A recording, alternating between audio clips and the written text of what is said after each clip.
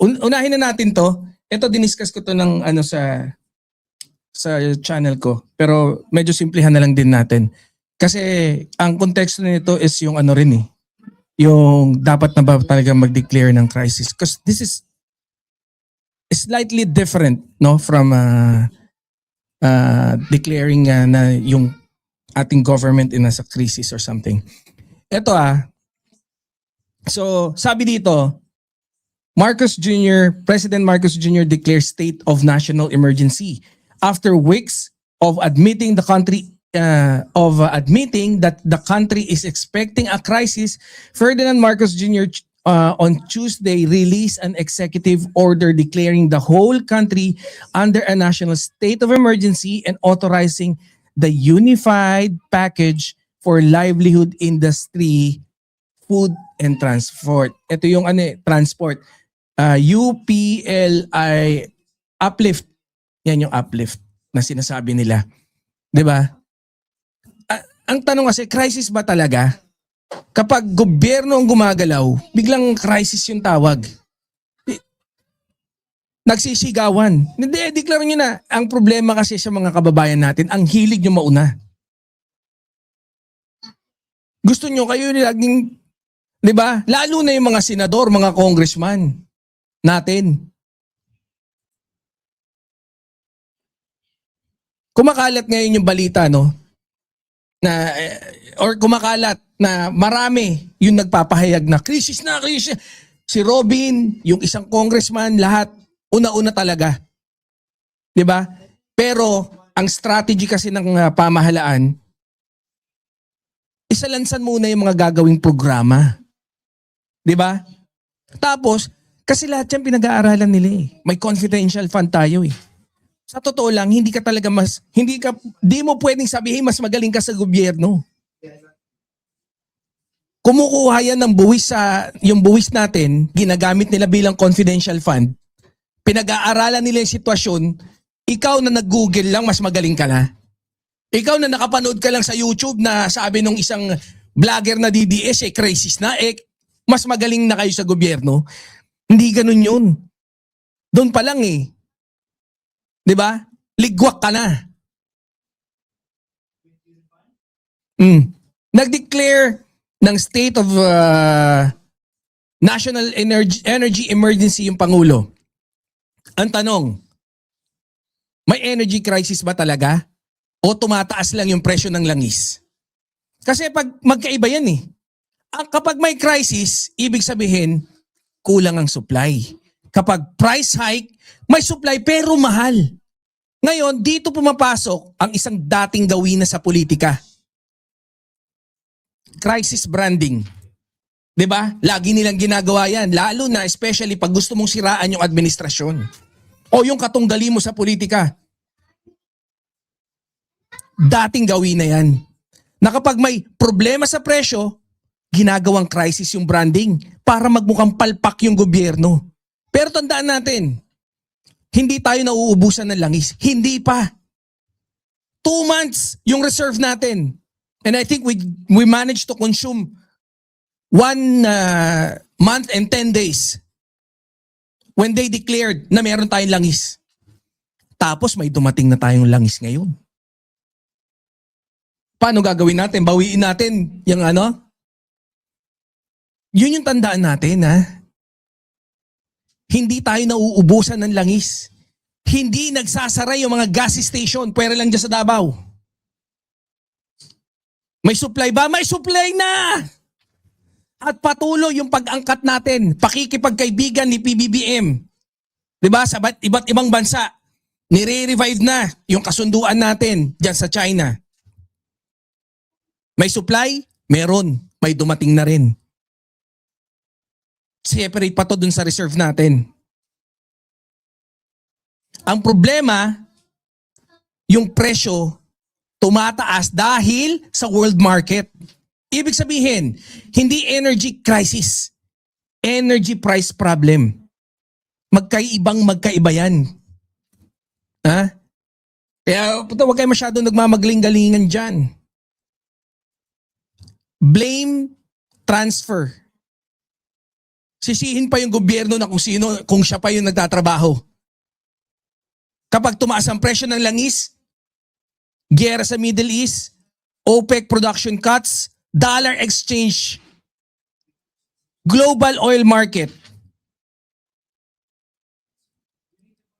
Hindi kontrolado ng Pilipinas yan. Pero sa politika, ang nangyayari, yung global problem, ginagawang kasalanan ng lokal na gobyerno. Pansin nyo ba yan? Mga kababayan ko? Para akong si Kuya. Mga kababayan! I don't want to use that term anymore. Yan yung blame transfer. Parang ganito. May bagyo. Kasalanan ng mayor. Diba? May giyera, kasalanan ng presidente. Nagtaas yung OPEC, kasalanan ng Malacanang. Ganun ba yung economics? Hindi ganun. Ang tunay na laban, hindi talaga ito tungkol sa sa energy? Hindi. Sa langis? Hindi rin. Tungkol saan? Diyan ba sa presyo? Sa emergency? Ang tunay na laban dito ay perception ng politiko. Ng publiko, ng politiko, pinagbabangga. Kapag naniwala ang tao na may crisis, mahina yung gobyerno, yan yung magiging perception. Kapag naniwala yung tao na may global price problem, hindi kontrolado ng gobyerno. 'Di ba? Ganyan yung magiging naratibo nila. Ibig sabihin, ang laban, hindi energy. Ang laban, naratibo. Yung narrative, perception war. Yun yung, dyan tayo nagkaka-leche-leche. Sasamantalahin, yung isang pagkakataon, yung isang issue na kung saan malaking problema ng bansa, hindi dahil sa gawa ng gobyerno, kundi dahil sa world, let's say, pagtaas ng presyo ng langis dahil sa world market, dahil nga may krisis sa ibang, ang gagawin, isisisi sa Pangulo. Ngayon, yan ay magiging perception ng mga tao. Di ba?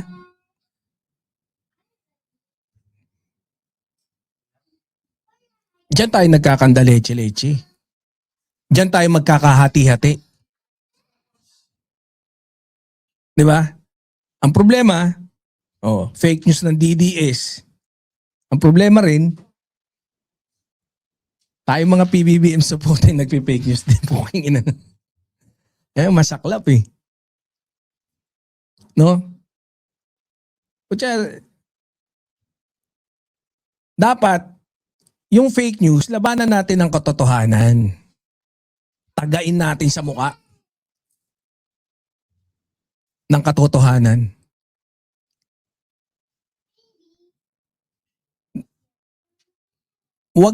Porque sinisisi nila si PBBM, tayo din ganun, sisisihin din natin si Sara.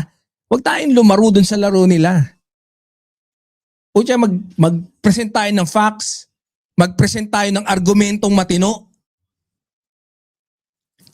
Ganon yung mas magandang pagtatanggol. Hindi yung papasukin natin yung labanan nila, ino-normalize natin yung gaguhan na walang kwenta, ino-normalize natin yung fake newsan. Pag nag-fake news sila, sabihan natin fake news sila. Pag tayo nag-fake news, gumaganti lang tayo. Hindi po ganun dapat.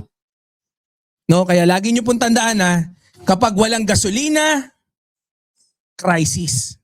Pwede. Kapag may gasolina pa pero mahal, price hike. Magkaiba yun. At minsan, sa politika, hindi problema ang pinalalaki. Perception ang pinalalala. Yan na yung dating gawi. Sana po mag-mature tayo pagdating sa perception, lalo na sa galawang politika. Yan po yung mas magandang gawin. No? So, wag tayong sumakay sa pautot nila. Wag din nating gawin yung ating binabati ko sa kanila. Hindi dahil gaganti tayo. Okay? So, okay naman po ha. Hindi naman puro problema. May good news din tayo, paminsan-minsan. So, good news yan.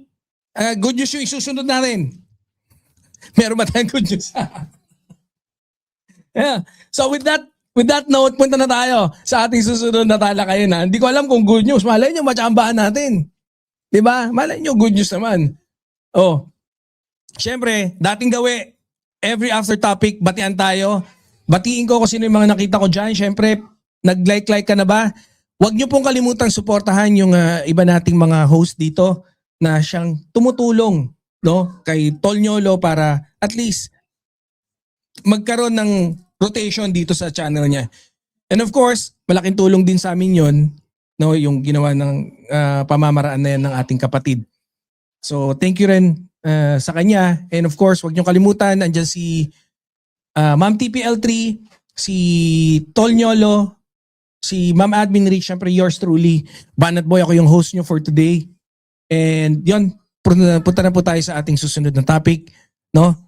Balance lang ha, hindi puro away. May magandang balita din. Try natin kung ano.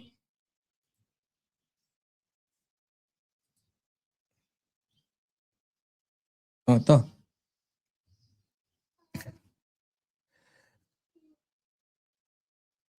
Pero okay sana, no? Kung good news. Kasi naisalansan ko yung good news nandun sa huli. Pero ayan, punta na tayo. Si Ma'am Bengay nandyan. Si Boss Edgar Tumbok. Si Boss Romy. Oy! Boss Romy! Shout out! Si Ma'am Irma. Tama ka dyan. I agree. Banat, saludo sa'yo. Ang mga kurduroy okay nga rod. Wena. Oh, damuhong fake news na DDS na yan. Umay. Oo nga sayang wala tayong ano. Maganda sana yung para maganda kasi pagka may ano rin no. May mga sound effect na emphasis mo yung ano, yung mga gusto mong i-emphasis. Oh, so proceed na tayo sa ating susunod na topic, dating gawi. Pasensya na, sino ba? Ma'am Cereza Force, Kunyang Life. Ayan, shout out. Hello daw po sa lahat. Ma'am Rowena Miranda, Mama Mary Chris Antimano. Ayan, batian ulit tayo after para tuloy na natin yung ating topic. Ha? Oh, yan. Magandang gabi po sa lahat.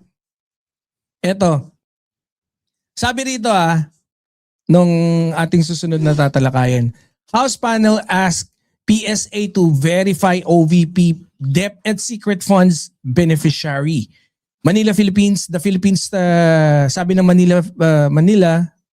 in Manila, Philippines, the Philippine Statistics Authority or PSA has been asked to verify its reports on the lack of records on some individual who allegedly receiving confidential funds from the Office of the Vice President and the Department of Education during Wednesday's House Committee on Justice hearing, mamamayang Liberal Party Representative Laila De Lima.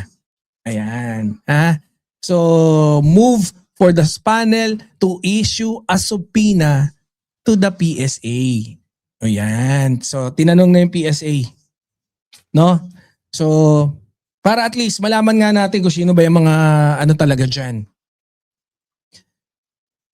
Yung mga pinangalan ng tao bells. Ganun yun.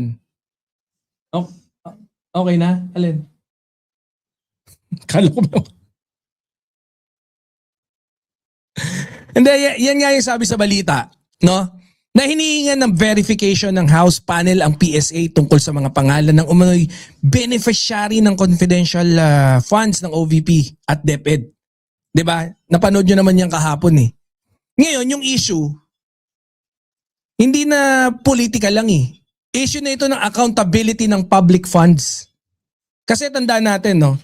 Hindi pera ng politiko ang confidential funds. Pera yan ng taong bayan. Galing yan sa tax natin. Galing sa buwis. Galing sa pinagtrabahuhan natin. Na dapat yan babalik sa atin.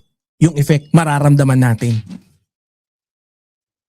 Sino involved dito sa issue na to? Office of the Vice President, Department of Education, House of Representatives, PSA, mga beneficiary na nakalista.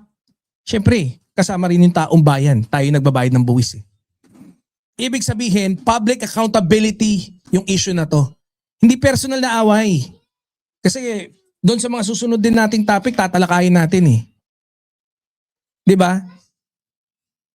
Lagi nating silipin kung ano yung mga political pattern, mga dating gawi. Ito yung mahirap eh. 'Di ba? Untouchable politics. Dating gawain na yan. Kapag mataas yung posisyon, ayaw mag-explain. Ayaw magpakita ng detalye. Confidential lagi. National security lagi yung dahilan. Di ba ganyan ginagawa nila? Sino si Piatos? National security, papahamak mo yung tao. Putya, tao ba yun? Pero alam nyo, sa modern governance, hindi pwedeng untouchable ang public funds. Yung pagpapaliwanag sa public funds. Kapag pera ng bayan, dapat may audit, dapat may record, dapat may verification. At higit sa lahat, dapat may accountability. Simple lang naman eh. Ang tama, no, dapat tama yung paggamit ng pera. Hindi dapat matakot sa investigasyon. Yan ang problema eh. Yung victim narrative, ganyan yung strategy nila. Ganyan yung ginagawang estratehiya. Alam nyo sa politika, kapag iniimbestigahan, hindi sasagutin yung issue. Ang sasabihin agad, pinupolitika ako! Pinupolitika ako! Pinag-iinitan ako! Pinag-iinitan ako ni Banat Boy! May umiyak na ba sa inyong ganyan? Political attack ito! Ha? Inaatake ako! Political attack lang yan! Pero yung tanong, natanong din ng karamihan, ito yung dapat nating itanong. Di ba? Nasaan yung resibo? Nasaan ang listahan? Nasaan yung verification? Kasi kung meron yan, hindi na sana kailangang isubpina pa. Kasi ang investigasyon, hindi attack. Normal na proseso yan ng gobyerno. Sa corporate, may mga audit. Di ba? Yung corporate nga eh, ino-audit. Sa gobyerno pa kaya, bilyon yung hawak dyan. Yung maliliit na kumpanya, ino-audit. May external audit pa. Tapos yung gobyerno, bilyon-bilyon transactionist dyan. Ano yung tunay na laban? Ha? Hindi ito laban ng Marcos versus Duterte. Admin versus opposition. Si Congressman Laila de Lima against VP Sara. House versus OVP. Ang tunay na laban, accountability versus untouchable politicians. Simple lang ang prinsipyo ng demokrasya. Walang mas mataas sa batas, walang mas mataas sa audit, walang mas mataas sa pera ng bayan. Yan yun. Putya, biruin mo, hindi ka nagpakita dyan, hayop ka. Tapos, putya, ang ingay nyo ngayon sa social media. Ito nakakatawa ka, may pa-bloodbath ka pang hayop ka. Ba-bloodbathin ka. Yun ang mahirap eh. Di ba? Yun yung mahirap.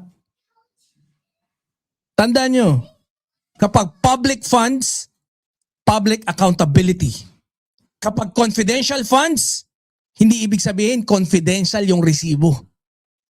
At kapag ayaw magpaliwanag ng lokaret, lalo tayong dapat magtanong. Lalong dapat magtanong yung taong bayan. Pag hiniling o hiningi ng authority na magpaliwanag ka at tumanggi ka, lalo tayong dapat ma-curious. Ano yung tinatago? Yan ang dating gawi. Dapat na yang matapos. So, let's end it with that. No, wala akong sound effect eh. Paano ba gagawin natin? May sound effect ba? May palakpakan ba? Wala. Hindi ko makita. Ano? So, may mga ano ba? And then, ating gawin. Proceed na tayo dun sa ating, let's end it with that. And yan. Eto, punta naman tayo no, sa susunod nating tatalakayin. Pero syempre, ito, good news na to, good news na. Minsan kasi may tama din yung, di ba, nangyayari sa gobyerno eh. Ito example na itong news topic natin. Itong next topic natin, ito yung example. So, pero bago tayo mag-start, batihan muna tayo. Sabihin nyo naman, hindi, walang batihan. Hindi, batihan tayo. Andiyan si Ma'am Josephine Dizon, si Boss Torax, si si Boss Alonely. Ayan, si Boss White Tiger nandyan na. Shout out. Si Ma'am Irma Kapuyan. Abay, talagang kailangan managot at magsalita. Ang Saramao Chucky impactitang demonyong yan, sabi.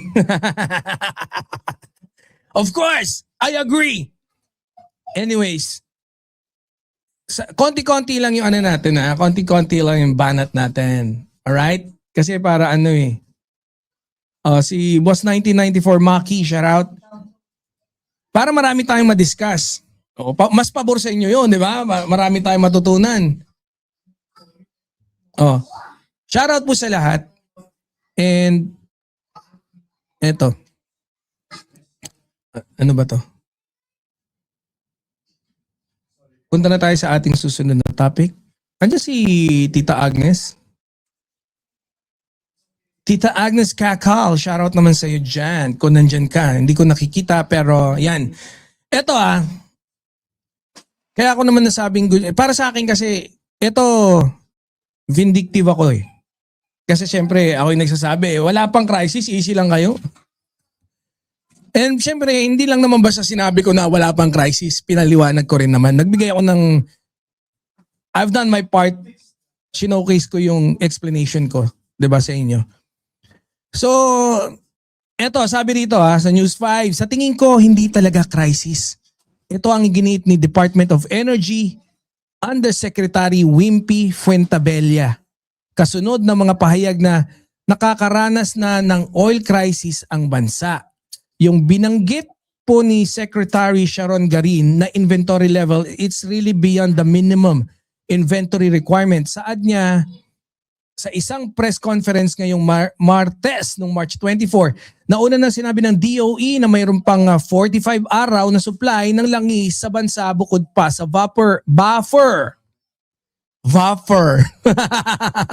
Patuloy rin daw ang ahensya sa pakikipag-ugnayan at ibang bansang maaaring mapagkunan ng supply. O yan, so definitely, ayan, nandiyan si Tita Agnes. I think mababago na yung statement na yan, yung crisis. Kasi dumating na yung in-order ko, pinadala ko na dyan sa Pilipinas from Russia. So, easy lang Alam nyo kasi, kapag ang problema, ginagawang crisis para may masisi. Yan yung topic din natin kanina, di ba? Eto, lumabas na mismo yung Department of Energy. Nagsabi, hindi all crisis yung nararanasan ng Pilipinas. May supply pa. May inventaryo pa. May buffer pa nga ng 45 days. Meron pang buffer na 45 days. Ibig sabihin, hindi tayo nauubusan pa ng langis. Tingnan nyo yung grammar hindi pa nauubusan ng langis. Mataas yung posibilidad na kung hindi tayo makakukuha o makakaangkat ng langis, which is, konting fast forward, nakakuha na tayo sa Russia, ilang libo, I think 200 na tonelada ng langis. 200,000 kung natatandaan ko na maigi. Hindi tayo nauubusan ng langis. Ang problema lang, mataas ang presyo sa world market. Pero mapapansin mo, no, kahit may supply, kahit hindi crisis, may mga nagsasabi, may mga makakati yung bunganga na crisis na daw yung bansa. Kagaya nino? Kagaya ni Robin Padilla, kagaya ni Botchog na sino ba yon, yung manggagawa, party list Botchog, si Eli. 'Di ba? Dito pumapasok yung mga dating gawina sa politika. Crisis narrative. 'Di ba? Kagaya nung sinabi natin dun sa topic natin sa taas. Dating gawina. Kapag may problema sa presyo, ginagawang crisis yung kwento, pinalalala para magmukhang palpak yung gobyerno. Oh. Kasi magkaiba ang supply crisis tsaka yung price increase. Kapag crisis, walang supply. May pila, may shortage.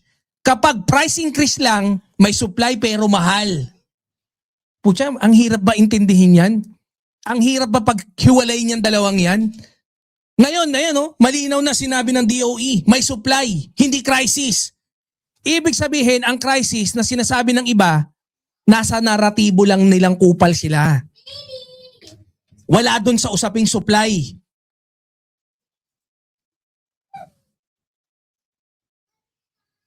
Ano strategy nila? Fear mongering. Fear politics. Sa politika, isang strategy kasi yan, takutin yung tao.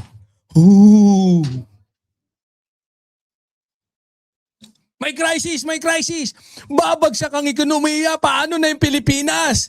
Ano, lipat na ba tayo papuntang ibang bansa? Ayoko na sa Pilipinas. Mauubusan na tayo ng langis. Ako po, mahihirapan ng bansa. Kawawa naman. Puta, ganyan. Ganyan yung mga naratibo. Kasi kapag takot ang tao, mas madali silang magalit sa gobyerno.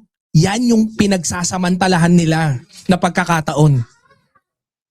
Yan yung fear mongering. Hindi inaayos yung problema. Pinapalala yung takot para sa political narrative shits. Ang tunay na laban, hindi ito laban ng langis. Hindi ito laban ng DOE. Hindi laban ng presyo. Wala tayong usapan ng labanan ng supply.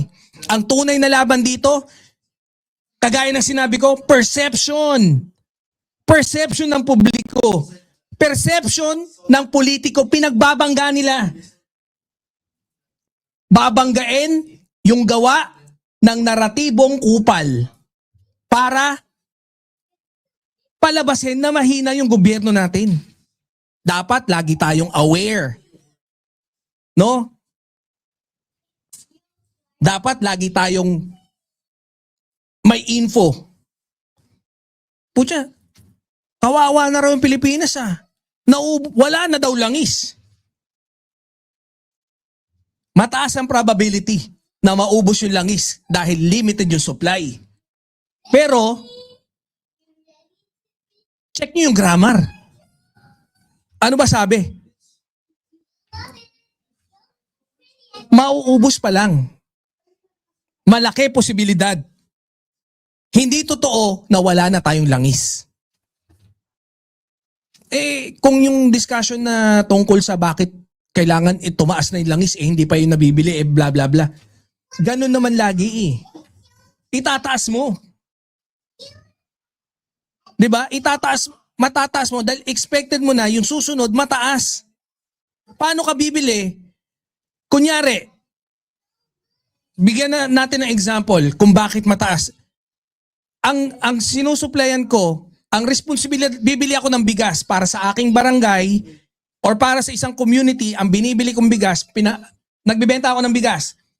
Ang sinusupply ko lagi, nakakaubos ako ng 2 kaban sa loob ng 1 linggo. Okay?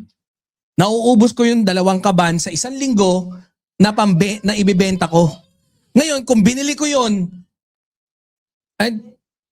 ang bili ko para makabili ako ng 2 kaban, 200. 'Di ba? Ngayon, nagsabi na magtataas kasi El Nino eh. So next na bili ko, na tigwa 100 kada kaban, papatak na siya ng 140 isang kaban. Ngayon, ang obligasyon ko doon sa aking community, 2 kaban. Paano ako bibili ng 2 kaban kung yung pera ko hindi aabot ng 140 each? Ano gagawin ko? Itataas ko ngayon. Yung binibenta ko, itataas ko na para sa expected ko na bibilhin ko yung replenish. Para masuplayan ko kayo. Ngayon, kung hindi sapat yung pera ko, pagpalagay mong hindi ko ibenta, pagpunta ko ulit para bumili ng stocks ko, ang mabibili ko lang 1.5 kaban. Sino magsasuffer? Kayo din. Hindi ko kayo masusuplayan. Magiging limited. Kung yung 2 kaban, kinakain natin for 2 weeks, hindi ko na yun mabibili, magsasuffer din kayo. Binabalanse din yan. Kaya wag kayo masyadong 'di ba? Para sa atin. Sabi ko sa inyo, manunod kayo rito, marami kayo matututunan. Ha? 'Di ba? Tita Agnes? 'Di ba, Ma'am Brenda, marami tayong matututunan. Pag si Banat Boy na bumira po, marami kang naghahasa ng kaisipan habang nagtatawanan. Yan yung objective natin ngayon. Tandaan nyo to. Let's end it with this. Kapag walang gasolina, crisis. Kapag may gasolina pero mahal, mahal kasi yung world market. Price. Kapag ginawang crisis, kahit may supply, politika yun. So, okay ha? Easy lang ha? Hinay-hinay lang kayo pagdating sa pag-call out ng krisis-krisisan. Ha?